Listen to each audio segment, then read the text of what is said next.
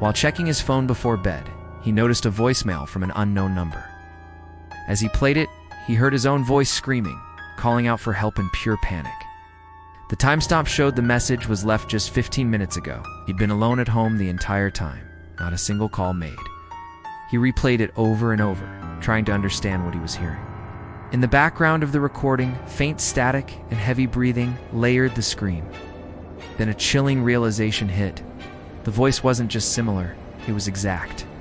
The message stopped abruptly, but his phone continued to echo with static long after.